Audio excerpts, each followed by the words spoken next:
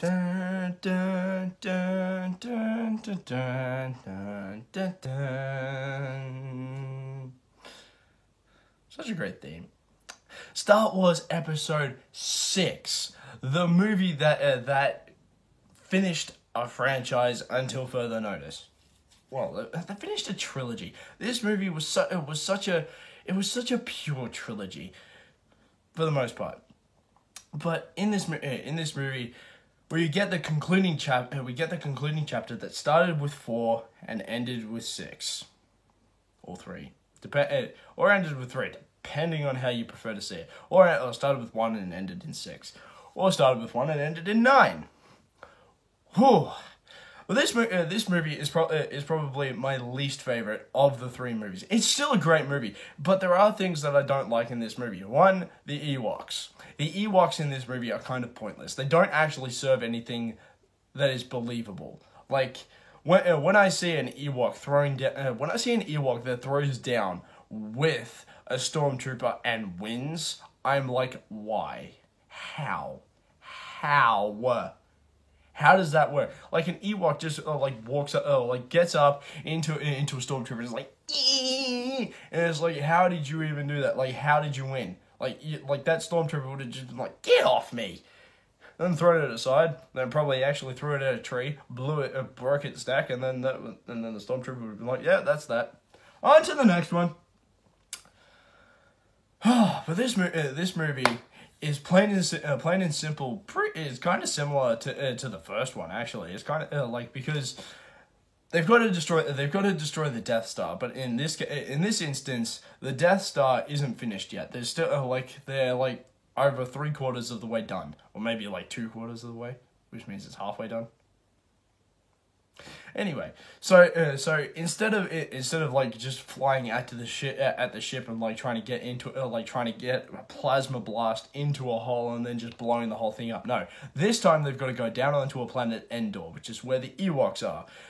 And at this point in time, they've got to destroy the shield. They've got to wipe out the shield, and then the fleet from the rebellion is going to wipe out the Death Star. Plain and simple.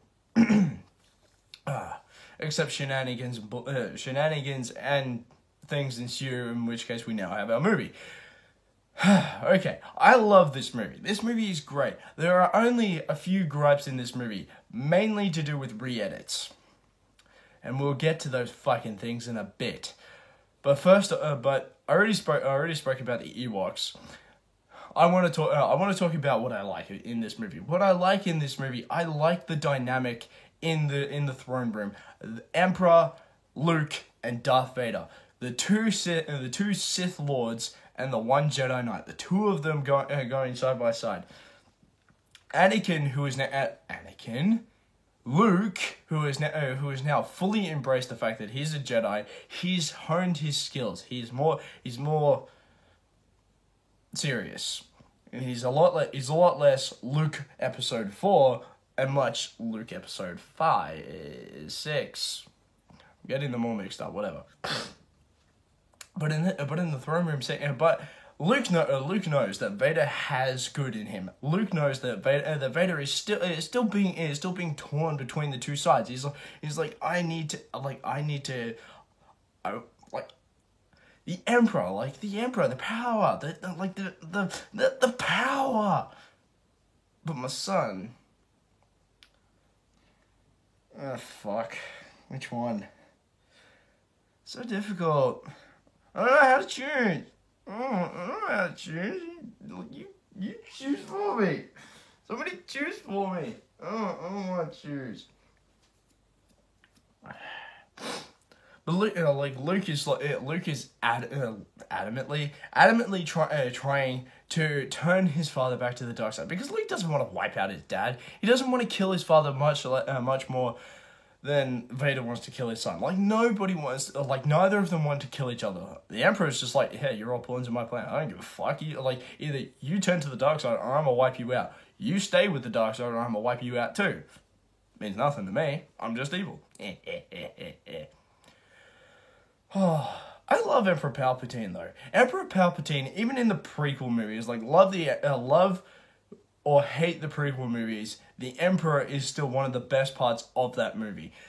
The Emperor is just he's such a great character. He's so menacing because you know nothing about him. You barely know anything about him.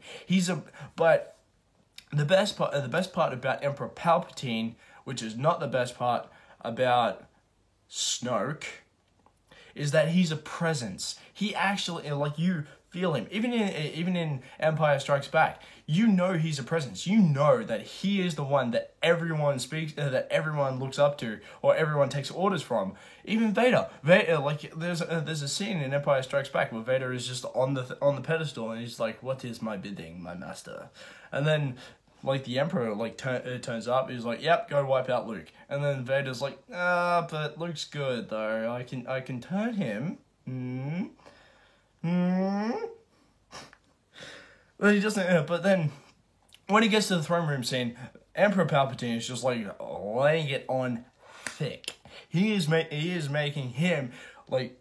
He is putting Luke right on the spot. He's like, "Oh yeah, like the plan that the rebellions had. Yeah, like check out the window." And then Luke's like, "Oh, what happened? What's going on? Ooh, what? Oh no, my friends!" And then he sees that the entire rebellion, like all the fleet, is about to be wiped out. And Emperor Palpatine is just like, "Yeah, I'm the one who let it leak. That the plans, that the shield generator was on the planet." How do you think they got it?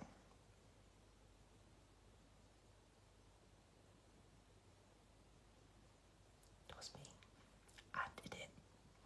I did it. Now I'm gonna wipe out your fucking friends, mate. Like anyone could make just one entire review about those three characters in that one room. But one of the best moments that happens in this movie is before Luke goes off to find Vader. Is as Luke is going to find Vader. Like Leia comes out to him, and like this is well after we know that Luke and Leia are twins. Like they're twins. They're twins, and you know they're siblings. And Luke turns around and says to him, "Do you remember your mother? Your real mother?" And she's like, "Well, yeah. I mean, the prequels made it seem like I didn't, but yeah. My mom. She was cool. She was nice. She was kind. Her smile. You know." Prequels though, right? But then Luke, like he's laying it down very plainly. He's like, "Yeah, the people in my family, they have the Force. My father has it. I have it. My sister has it." And then she just looks at him and she's just like, "I know. I've always known. Even though I made out with you in the last movie." Strange, isn't it? The weird things that siblings get into.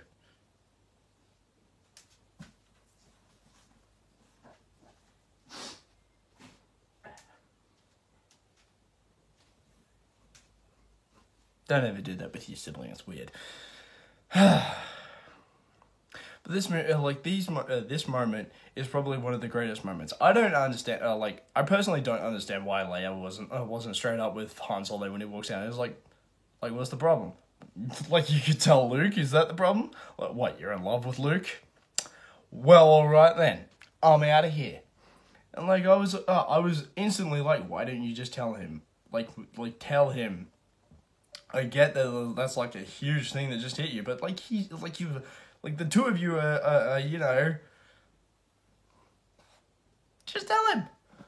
Shit like that always annoys me. It's like, why didn't you just tell him? Like, you could have saved yourself a whole fucktillion amount of drama if you just told him. But anyway, this movie has probably probably one of the best endings in a movie ever, because Luke and Vader, like they've sparred off, and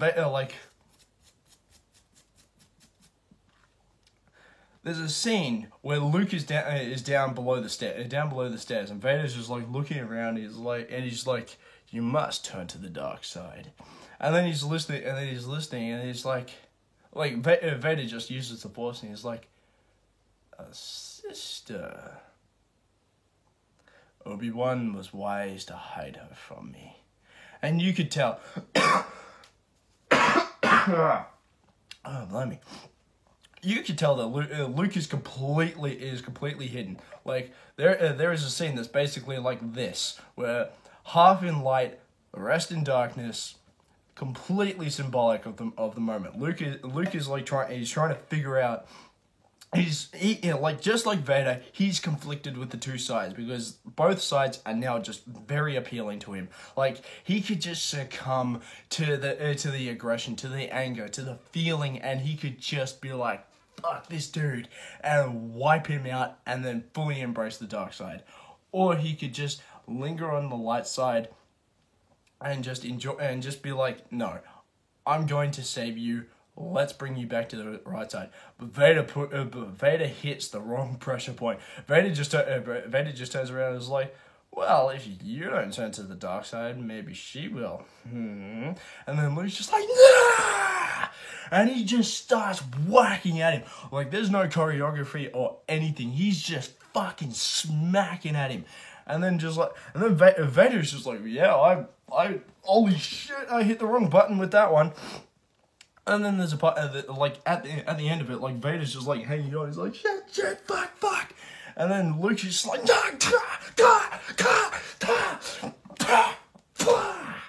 and he just cuts his hand, and he just cuts Vader's hand off, and Vader's just on the ground. He's like, fuck.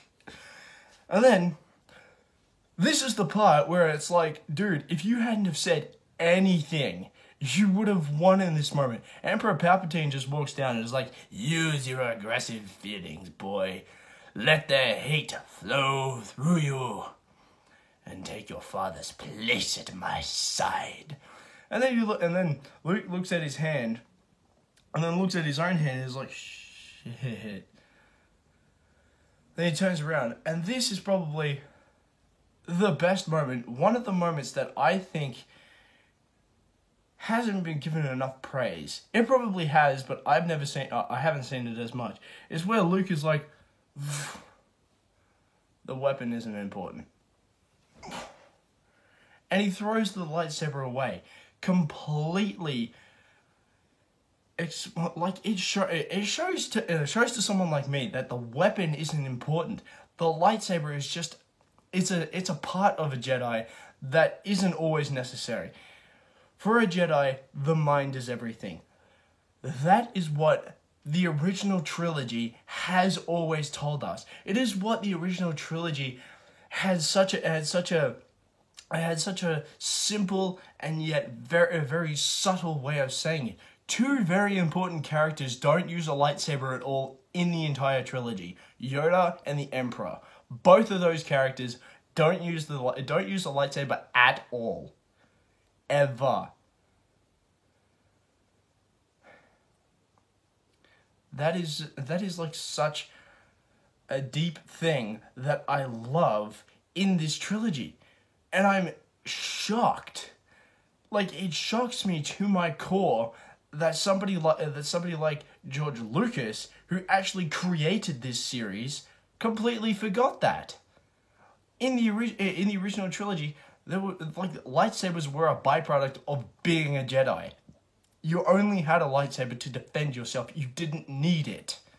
If you had the Force by your side. The weapon's not important. You can use the Force to defend yourself. The Force is all you need. Lightsaber or not, you will need the Force is your ally at all times.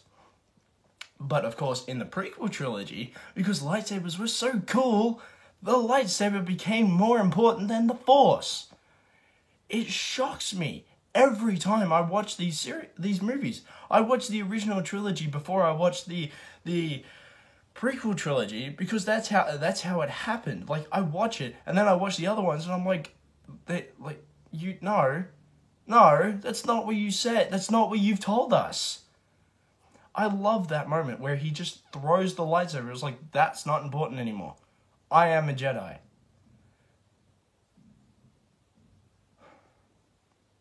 I love these movies. This movie is absolutely worth watching with every ounce of your attention. If you like what you see here, please click the subscribe button and hit the like button.